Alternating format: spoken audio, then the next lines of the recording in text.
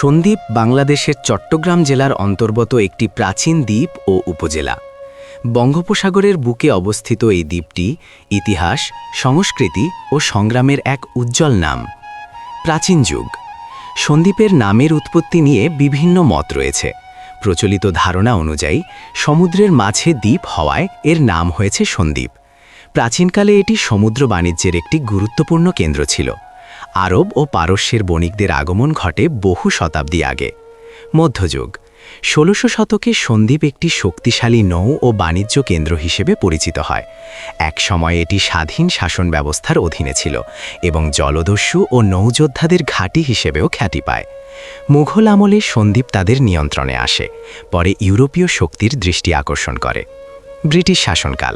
British আমলে সন্দ্বীপ চট্টগ্রাম জেলার অন্তর্ভুক্ত হয়। লবণ উৎপাদন, কৃষি ও নৌবাণিজ্য এই সময় গুরুত্বপূর্ণ হয়ে ওঠে। তবে উপকূল ভাঙন ও প্রাকৃতিক দুর্যোগ সন্দ্বীপের আয়তন ধীরে ধীরে কমাতে থাকে। পাকিস্তান ও মুক্তিযুদ্ধ। ১৯৪৭ সালের পর সন্দ্বীপ পূর্ব পাকিস্তানের অংশ হয়। ১৯৭১ সালের মহান মুক্তিযুদ্ধে সন্দ্বীপের মানুষ সক্রিয়ভাবে অংশগ্রহণ করে। বহু শহীদ ও বীর মুক্তিযোদ্ধার আত্মত্যাগে সন্দ্বীপ ইতিহাসে গৌরবময় স্থান দখল করে। প্রাকৃতিক সংগ্রাম। সন্দ্বীপ বারবার ঘূর্ণিঝড়, জলোচ্ছ্বাস ও নদী ভাঙনের শিকার হয়েছে। অনেক এলাকা সাগরে বিলীন হলেও মানুষের সংগ্রাম ও পুনর্গঠন থেমে থাকেনি। সংস্কৃতি ও ঐতিহ্য। সন্দ্বীপে হিন্দু ও মুসলমানদের দীর্ঘ সহাবস্থানের ইতিহাস রয়েছে।